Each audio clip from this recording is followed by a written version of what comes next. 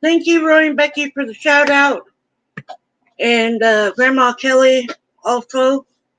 So it is Tuesday and it is AA Day.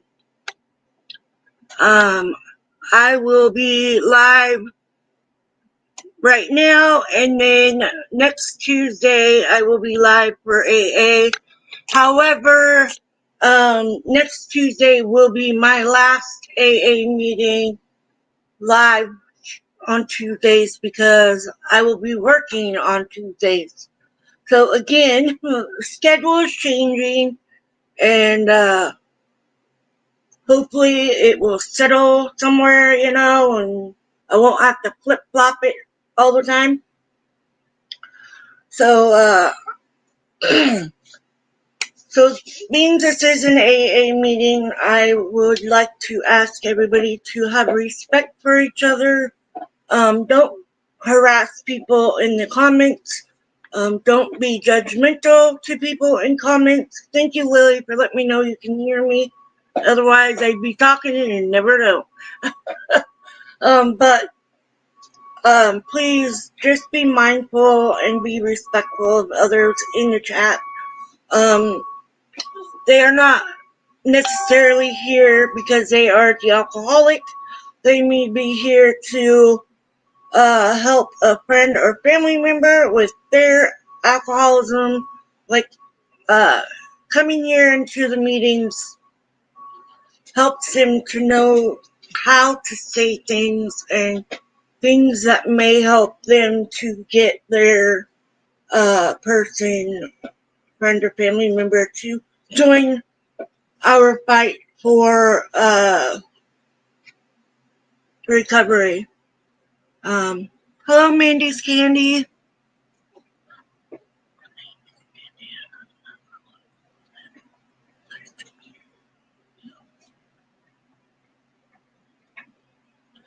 14 years, that's awesome. Welcome. So if you're a newcomer and you haven't been to an AA meeting or anything like that, or just coming back from,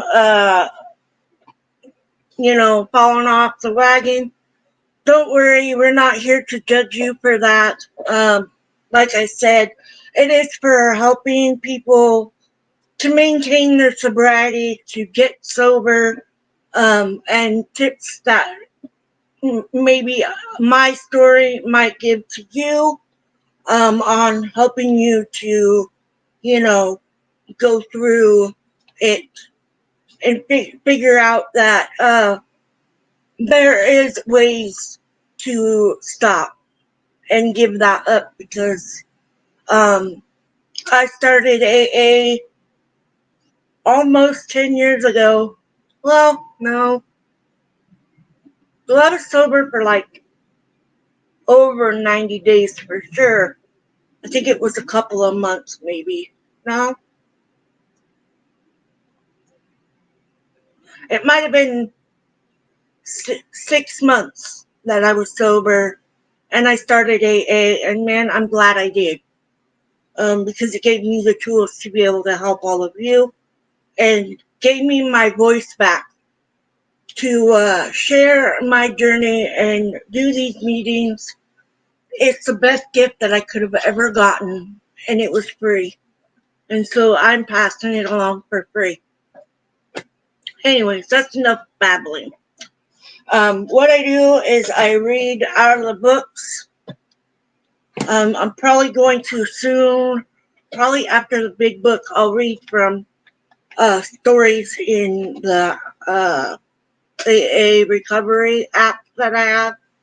So, yeah. But I'm Sandra. I'm an alcoholic.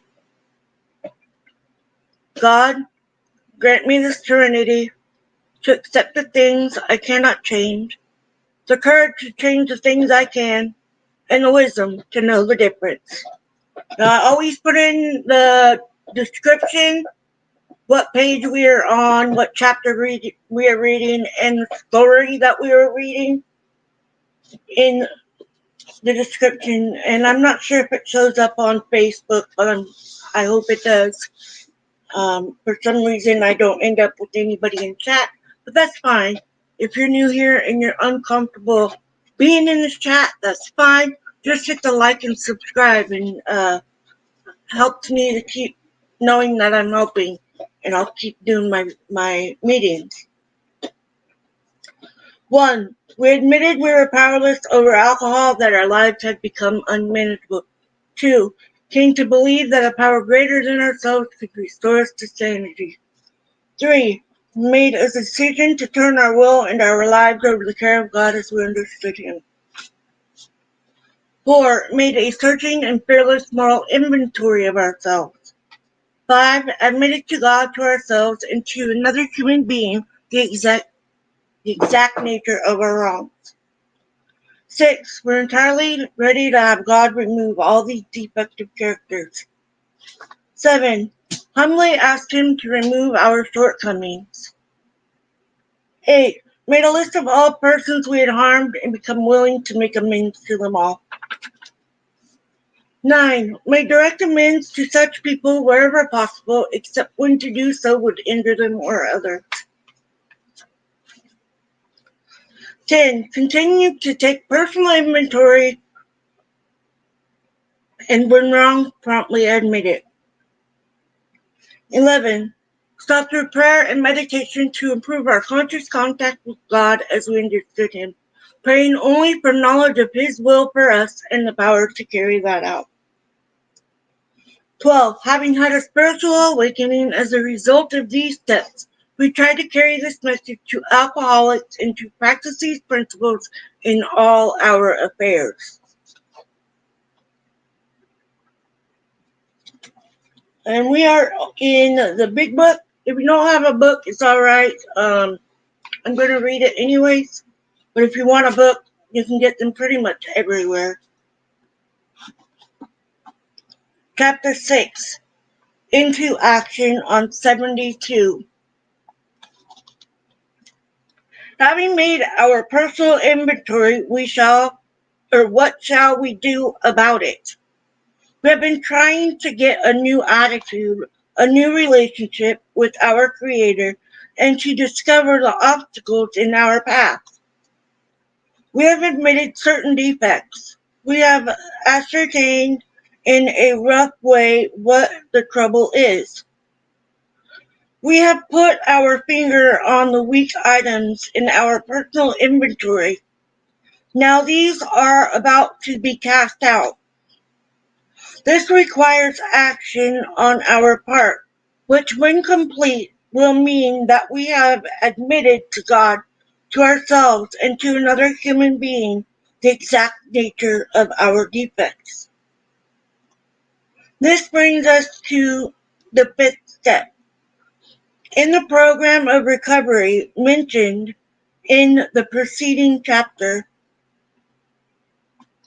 this is perhaps difficult, especially discussing our defects with another person.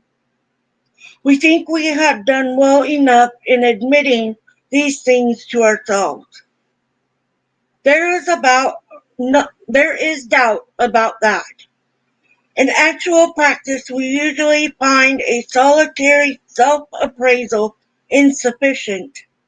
Many of us thought it necessary to go much further. We will be more reconciled to discussing ourselves with another person when we see good reason why we should do so. The best the best reason first. If we skip this vital step, we may not overcome drinking. Time after time, newcomers have tried to keep to themselves certain facts about their lives, trying to avoid the humbling experience. They have turned to easier methods. Almost invariably, they got drunk. Having preserved with the rest of the program, or yeah, like I said, I don't know how to pronounce all these words, but I know what it means.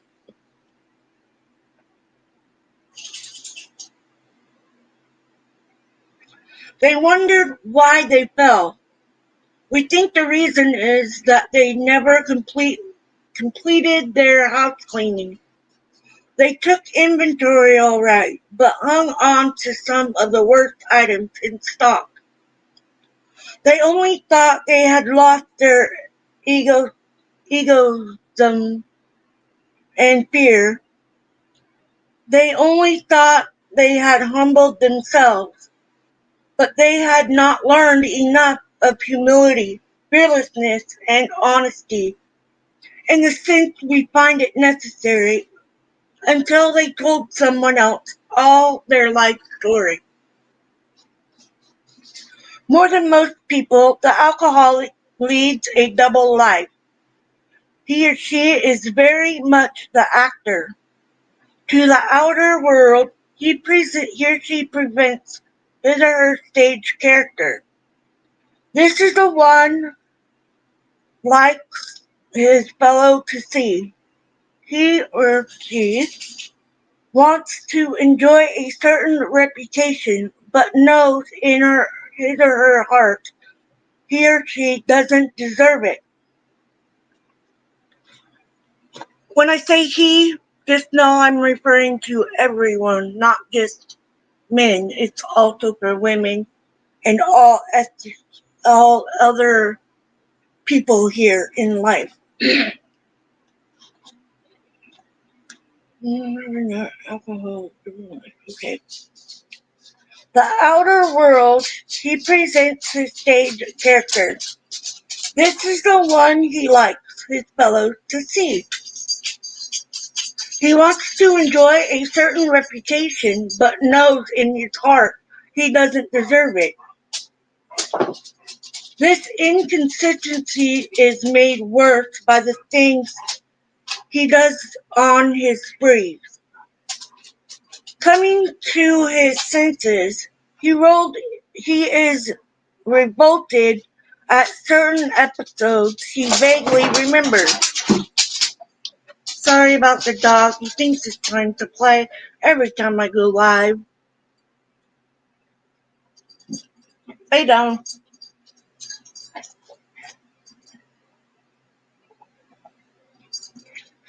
Okay, now let me try. These these memories are a nightmare.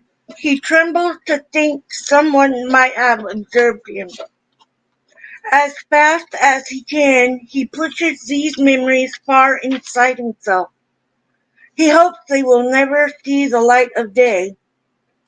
In his under constant fear and tension, that makes for more drinking. Psychiatrists are inclined to agree with us. We have spent thousands of dollars for examinations. We know but few instances where we have given these doctors a fair break.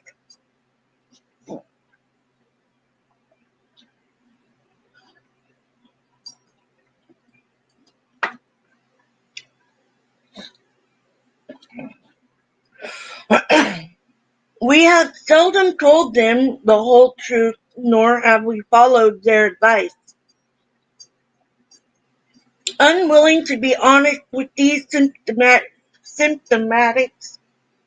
Men, we were honest one with no one else. Small wonder many in the medical profession have a low opinion of alcoholics and their chances for recovery. We must be entirely honest with somebody if we expect to live long or happily in this world. Rightly, then naturally, with whom to take this intimate and confidential step. Those of us belonging to a religion denomination which requires confession must and of course will want to go to the properly appointed authority whose duty it is to receive it.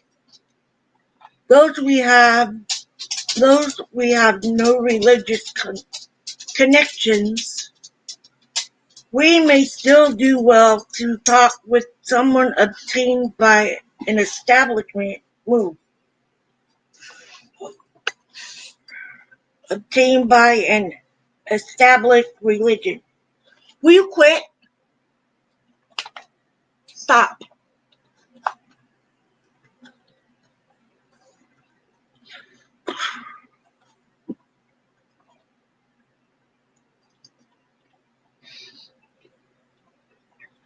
Those of us belonging to a religious denomination which requires confession must and of course will want to go to the properly appointed authority whose duty it is to receive it. Though we have no religious connection, we may still do well to talk with someone or ordained by an established religion. We often find such a person quick to see and understand our problem. Of course, we sometimes encounter people who do not understand alcoholics. If we cannot or would rather not do this, we search our acquaintance for a closed-mouthed, understanding friend, perhaps our doctor or psychiatrist or psychologist will be the person.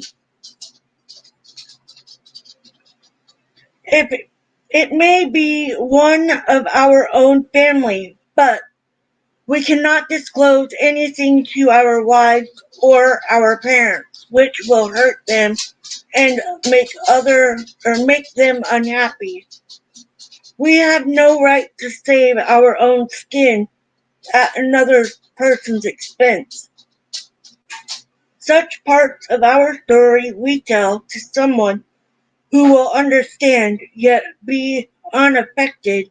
The rule as the rule is we must be hard on ourselves, but always considerate of others. Notwithstanding the great necessity of discussing ourselves with someone, it may be one is so situated that there is no suitable person available. If that is so, this step may be postponed. Only, however, if we hold ourselves in complete readiness to go through with it at the first opportunity.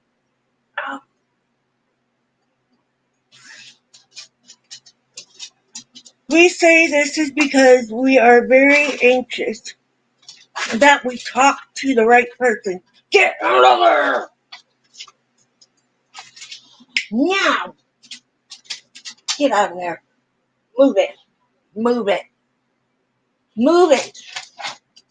Down there. Being a pain.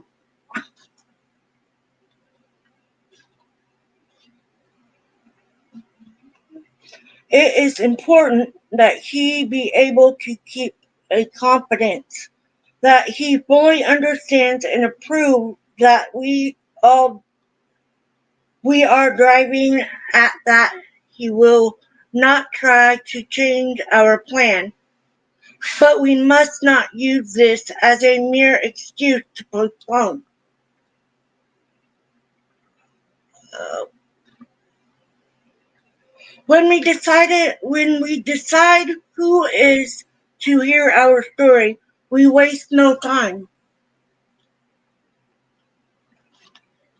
We have a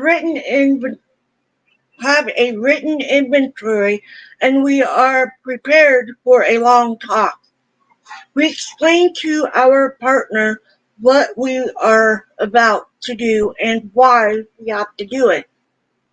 He should realize that we are engaged upon a life and death errand.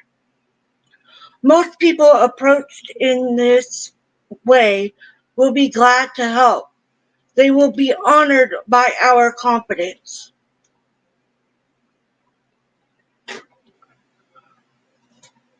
We pocket our pride and go to it, eliminating every twist of character, every dark cranny of the past. Once we have taken this step, withholding nothing, we are delighted. We can look the world in the eye. We can be alone at perfect peace and ease. Our fears fall from us.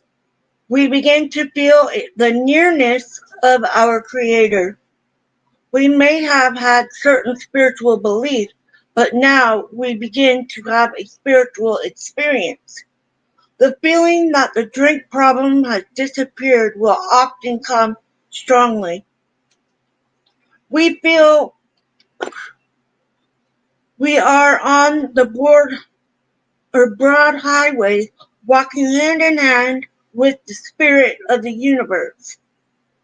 Returning home, we find a place where we can be quiet for an hour, carefully reviewing what we have done. We thank God from the bottom of our heart that we know Him better. Taking this book down from our shelf, we turn to the page which contains the 12 steps. Carefully reading the first 5 proposals, we ask if we have omitted anything, for we are building an arch through which we shall walk a free man at last. Is our work solid so far? Are the stones properly in place?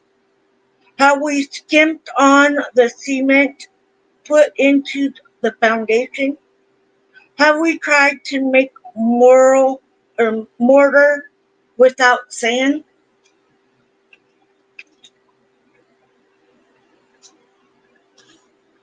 If we can answer to our satisfaction, we then look at step 6. We have emphasized willingness as being indispensable. Are we now ready to let God remove from us all the things which we have admitted are objectionable? Can He now take them all, every one? If we still cling to something we will not let go, we ask God to help us be willing. My shoulder and neck is hurting today. Hello, Desert Adventures in Arizona. Thank you for coming. Hi, Riza. Hi, Ava. Hey, Lily.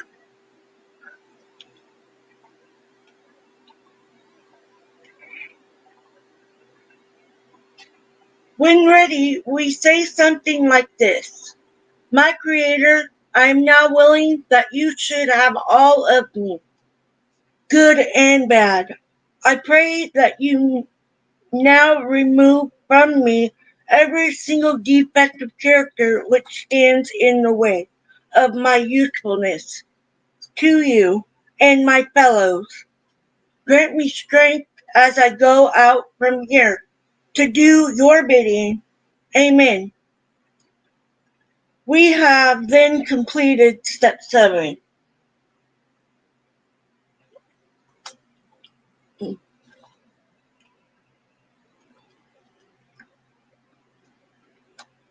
Now we need more action, without which we find that faith without work is dead. Excuse me. Let's look at step 8 and 9. We have a list of all persons we have harmed and to whom we are willing to make amends. We made it when we took inventory. We subjected ourselves to a drastic self-appraisal. Now we go out to our fellows and repair the damage done in the past. We admitted to sweep we attempted to sweep away the debris which has accumulated out of our effort to live on self-will and run the show ourselves.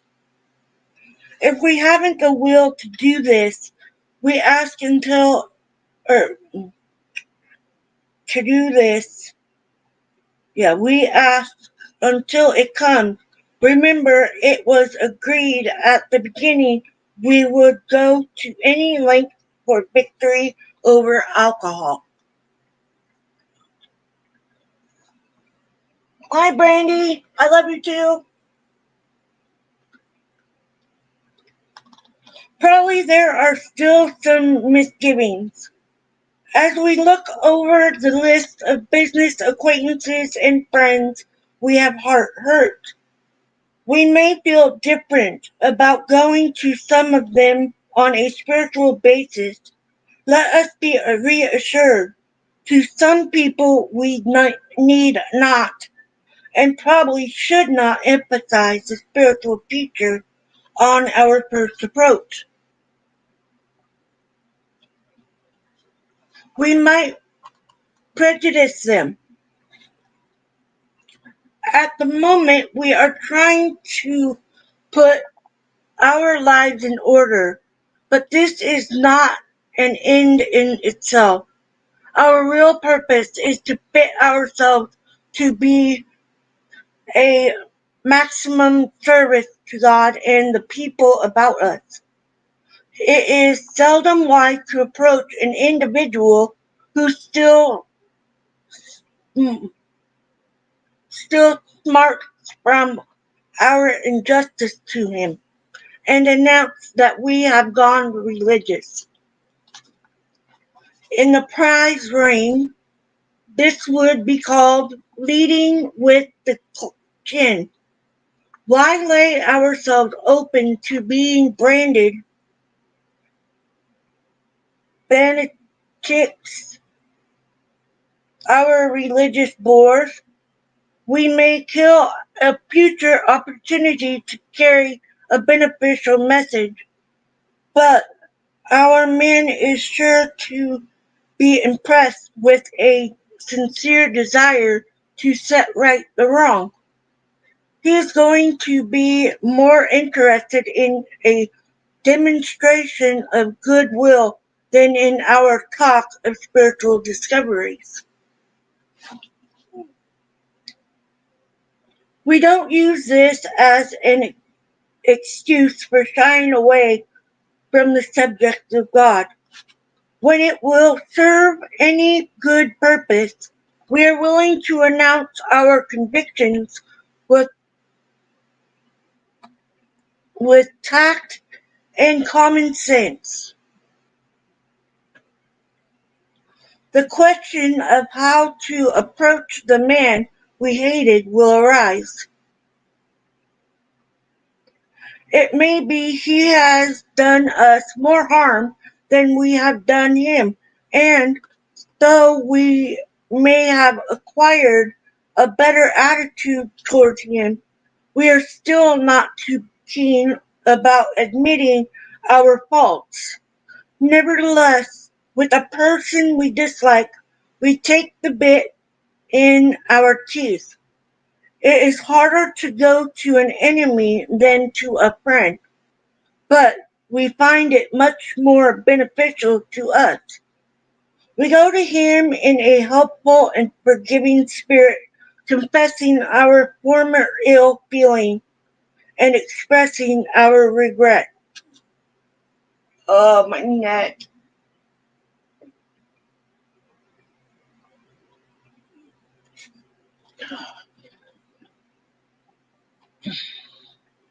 Under no condition do we criticize such a person or argue. Simply, we tell him that we will never get over drinking until we have done our utmost to strengthen or straighten out the past.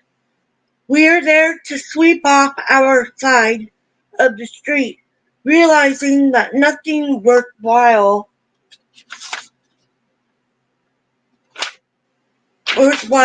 can be accomplished until we do so. Never trying to tell him what he should do.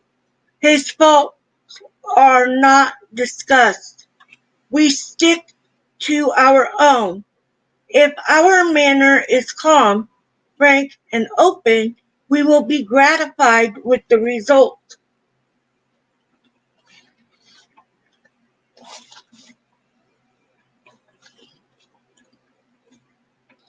In 9 cases out of 10, the unexpected happens.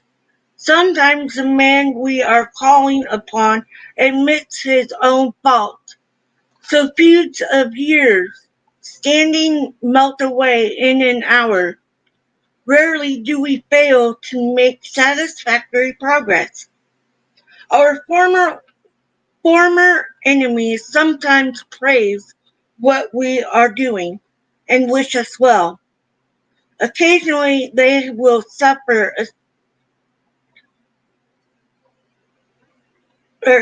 they will offer assistance, not suffer. Sorry, guys.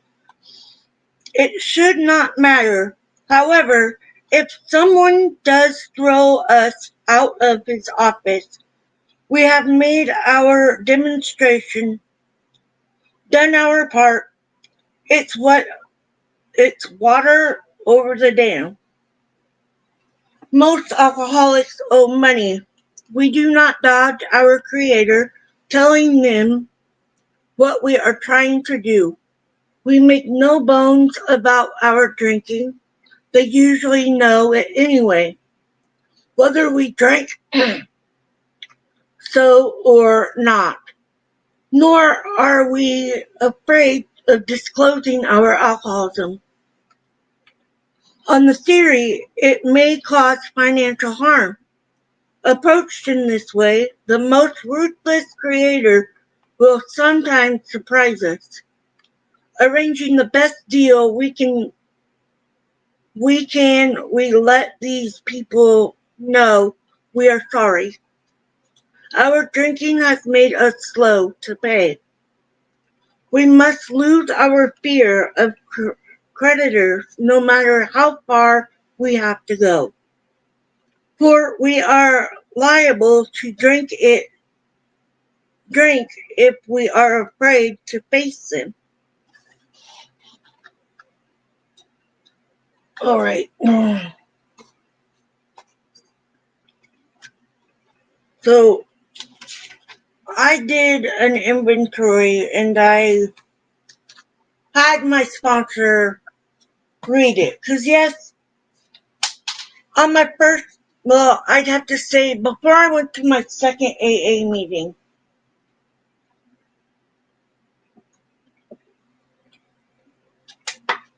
I decided right there on the spot who I wanted to be my sponsor. And the reason why is very simple. She answered her phone. Answered her phone. That was it. All I wanted to know was when the next meeting was. I was still terrified, I didn't know. I knew a few people in there, but But that was going to AA and having the tools that I have now is the way that I've been able to work my daily life. And when I am wrong, I automatically admit it, you know? But that's what we have to do. Because if we lie, we're lying to ourselves, and that's not good. That's never good. And if we're mean to people, that's not good either. So what I've taken up to doing is I pray for them, and I also uh, I try to apologize for my arguing with someone, and it's usually right off the bat, you know, because like my sister and I will have our arguments. Hey, we're twins. We're gonna fight. We're gonna argue. We are not physically fighting anymore. That is the best thing ever. Because yes, we drink together. We become the alcoholics at the same time. How weird is that? We didn't get sober at the same time, but 8 months apart. And with the excuse me, with the what's it called? I lost my train of thought. But um, having AA there as a backup for me has been a blessing, a huge blessing.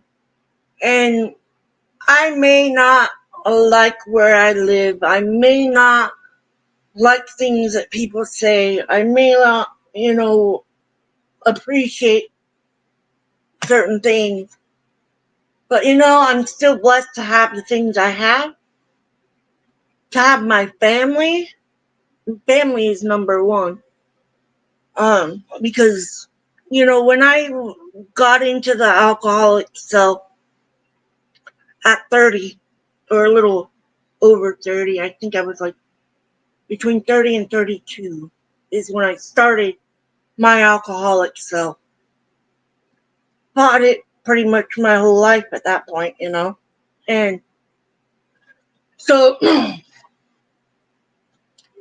being sober has been so different than trying to deal with everything drunk.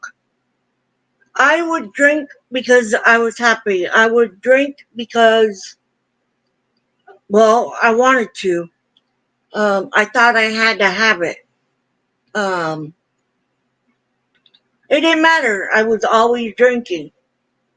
And I was even drinking while I was passed out, if that makes any sense to you. It's in my mind while I'm passed out.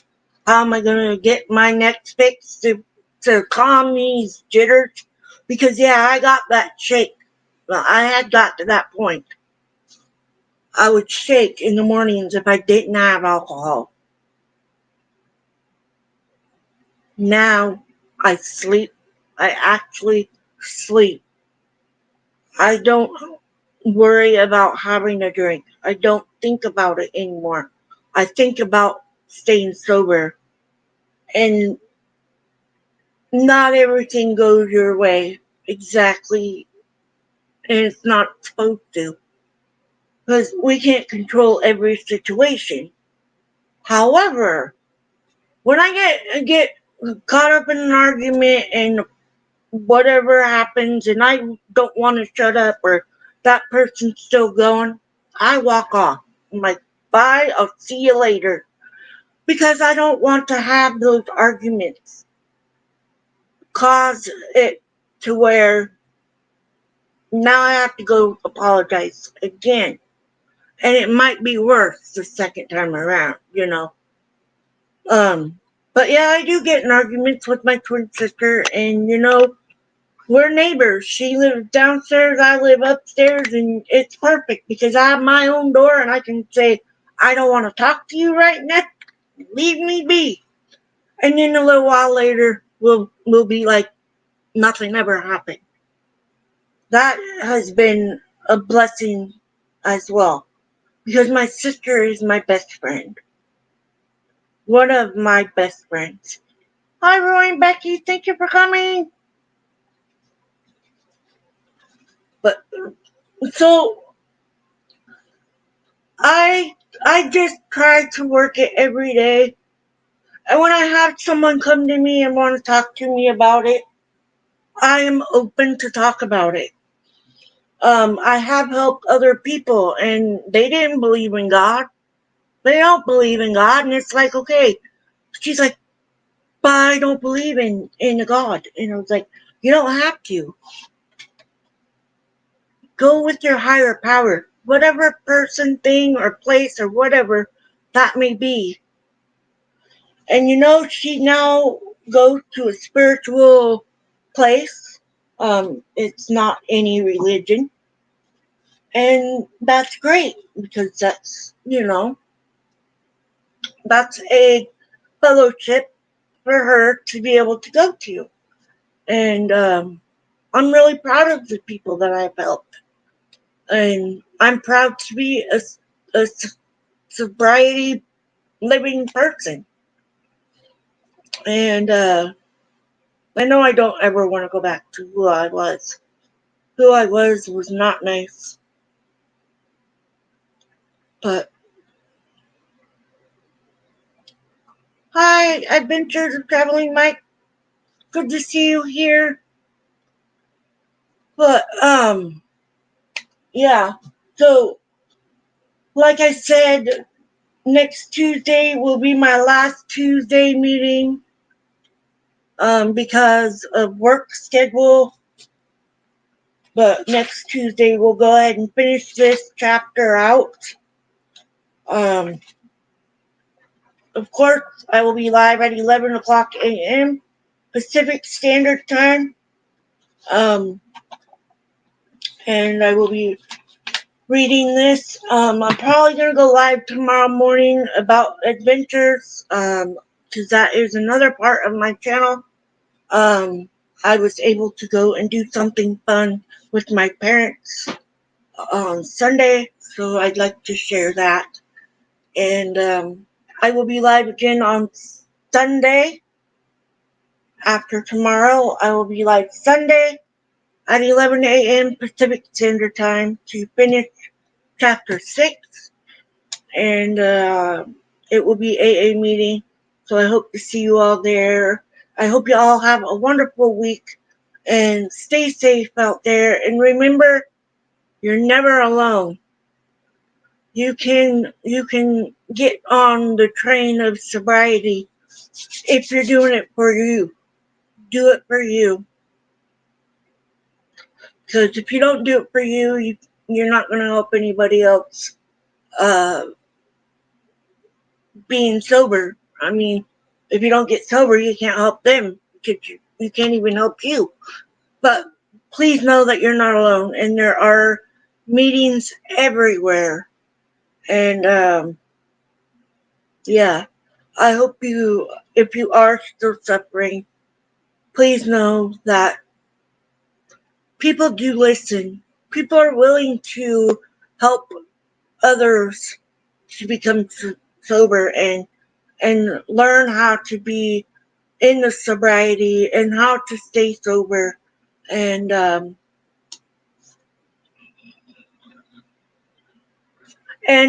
later this evening, please check out my friend the Adventures of Traveling Mike. He will be live at 4:05 Pacific Standard Time. And so I will let you guys go, and I hope you find some serenity in coming here and some help.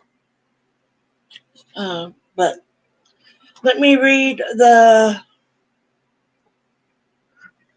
daily reflection, and I will get you guys off to your day.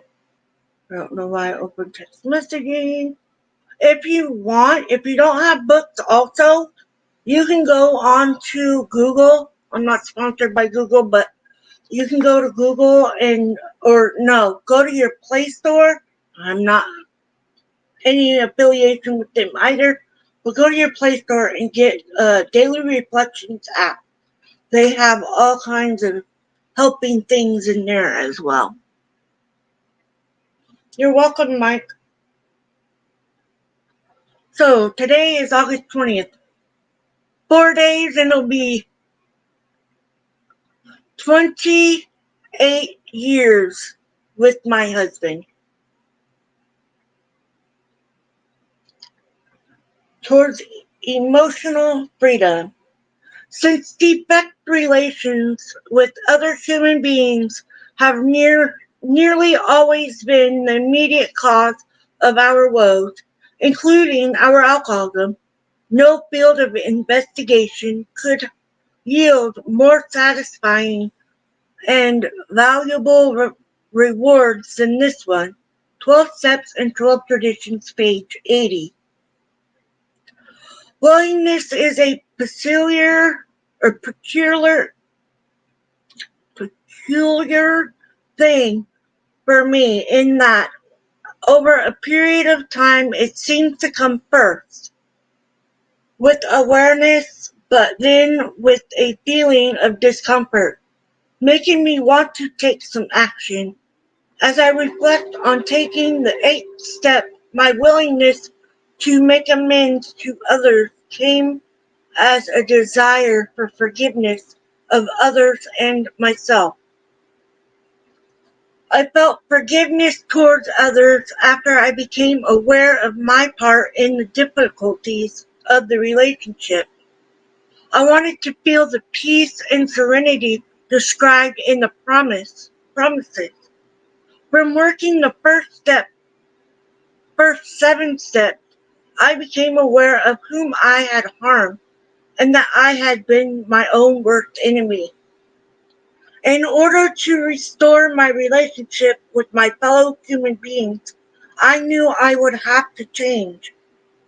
I wanted to learn to live in harmony with myself and others so that I could also live in emotional freedom, the beginning of the end of my isolation from my fellows and from God came when I wrote my 8-step list. Amen to that.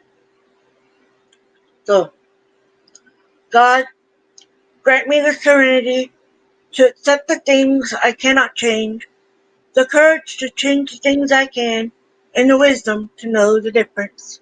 Keep coming back. It works if you work it. I love you guys. Be safe out there and have a good week.